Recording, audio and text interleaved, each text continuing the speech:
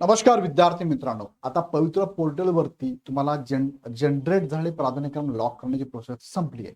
त्यानंतर पवित्र पोर्टलने एक महत्वाची अपडेट दिली आहे. ती मला 2-4 टप्प्यात सांगतो. पहिल्या टप्प्यात आता हा व्हिडिओ जो आहे त्यामध्ये एक महत्वाचा मुद्दा सांगतो की ज्यामध्ये जवळपास 25,000 पासून 40,000 पर्यंत विद्यार्थी किंवा उमेदवार जनरेट लॉक करू शकले नाही, जनरेट झालेले प्राधान्यक्रम लॉक करू शकलेले नाही. सो इथे विद्यार्थी स्पर्धेतून डायरेक्टली बाहेर पडले कोणत्या या फेज 1 मध्ये. ओके, काय आहेत नेमके कारण थोडक्यात आपण समजून घेऊया की हे बाहेर कसे पडले, काय प्रॉब्लेम झालेला आहे. चला वन बाय वन तुम्हाला मी सांगतो. बघा, 6 ऑगस्ट 2026 ला पवित्र पोर्टलनेच एक न्यूज दिली होती, न्यूज बुलेटिन. त्यामध्ये सांगितलं होतं त्यांनी की टोटल नोंदणी झालेले उमेदवार आहेत, म्हणजे टेट दिलेले चाचणीसाठी किती उमेदवार होते, 2,28,808 होते. बरोबर, नोंदणी केली होती टेटसाठी. त्यानंतर 2,11,308 उमेदवार चाचणी प्रविष्ट झाले होते, त्यांनी दिली होती. पण त्यांनी चाचणी दिली त्यापैकी 1,70,108 उमेदवार फक्त इथे स्वप्रमाणपत्र करू शकले किंवा स्वप्रमाणपत्र पूर्ण केलेले आहेत. 1,70,108 आहेत. मग 18 ऑगस्ट 2026 प्रसिद्धीपत्रक त्यांचं पवित्र पोर्टलचं असं आहे, ज्यामध्ये त्यांनी सांगितलंय बघा, सेम 1,70,108 उमेदवारांनी प्राधान्यक्रम जनरेट करण्याची प्रोसेस केली आहे किंवा स्वप्रमाणपत्र पूर्ण केलेलं आहे. त्यापैकी आता फायनल जो आकडा आपल्या समोर येतोय तो फायनल आकडा असा आहे की 16 ऑगस्ट 2026 अखेर मुलाखतीशिवाय 1,46,750 विद्यार्थ्यांनी लॉक केलेले प्राधान्यक्रम आहे आणि मुलाखतीसह 1,31,505 उमेदवारांनी लॉक केलेले आहे. ओके, म्हणजेच 1,70,000 पैकी एवढ्यांनीच केले, 1,70,000 पैकी एवढ्यांनीच केले, काही विद्यार्थ्यांनी इथे केलेलेच नाहीये. जसं की आकडे मी तुम्हाला सांगतोय. स्वप्रमाणपत्रासाठी पात्र स्पर्धक होते 2,11,308.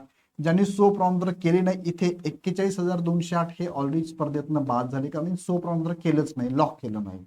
नंतर स्वप्रमाणपत्र बनवले स्पर्धक होते 1,70,108.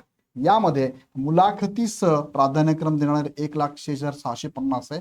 हे उमेदवार हे स्पर्धेत नाहीच आहे. आता 23,458 यांनी मुलाखतीशिवाय यासाठी प्राधान्यक्रम लॉक केलेलेच नाहीये आणि मुलाखतीसह यामध्ये 38,603 उमेदवारांनी प्राधान्यक्रम लॉक केलेले नाही. आता याला वेगवेगळी कारणं असू शकतात. त्यांना अपेक्षित जिल्हा नसेल, अपेक्षित संस्था नसेल, अपेक्षित ठिकाणी अपेक्षित विषयाला जागा नसतील, वेगळी कारणं आहेत. सो त्यामुळे हे बाद झालेले आहे. म्हणजे ऍक्च्युअल आता ही स्पर्धा एवढ्या उमेदवारांमध्येच विथ आणि विदाऊट साठी होणार आहे.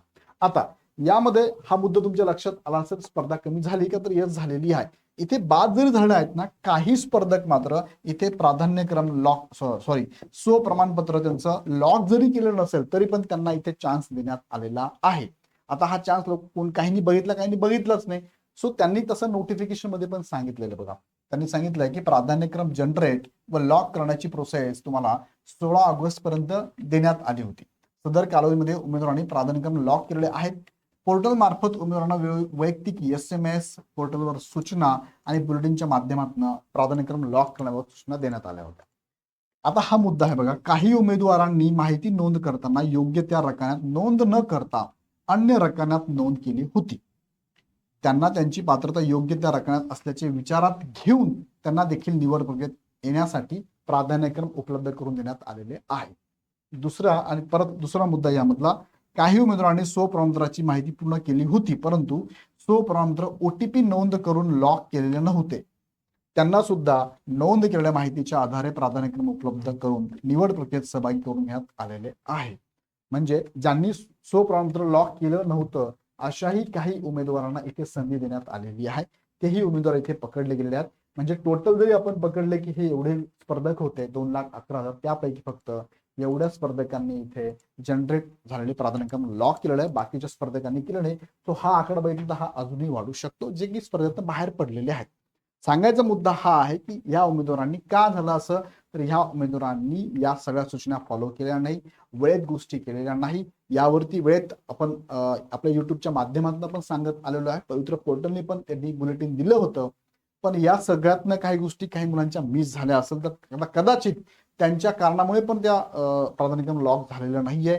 काहींनी शेवटच्या टप्प्यात कदाचित काय म्हणूया की जास्त हँग होत असेल वगैरे, त्या पण गोष्टी असू शकतात. सो इनडायरेक्टली सांगायचं म्हटलं तर 25,000 ते 40,000 पर्यंत विद्यार्थ्यांनी इथे काय केलेलं आहे, हे जनरेट लॉक केलेले नाही, जनरेट झाले प्राधान्यक्रम लॉक केले नाहीये. सो पुढच्या अपडेट तुम्हाला मी देतो. पुढे अजून काही मुद्दे आपले आहेत बघा. म्हणजे कोणते मुद्दे, की पुढची प्रोसेस काय असेल. विदाऊट इंटरव्ह्यूची काय, विथ इंटरव्ह्यूची काय असेल. त्यानंतर सेकंड फेज संदर्भात मुलांचे काही प्रश्न आहेत त्याबद्दल पण पुढचा डिटेल व्हिडिओ मी घेतो. तो व्हिडिओ बघण्यासाठी चॅनल सबस्क्राईब करून बेल आयकॉन क्लिक करा. पुन्हा व्हिडिओ आपण नेक्स्ट व्हिडिओमध्ये. धन्यवाद.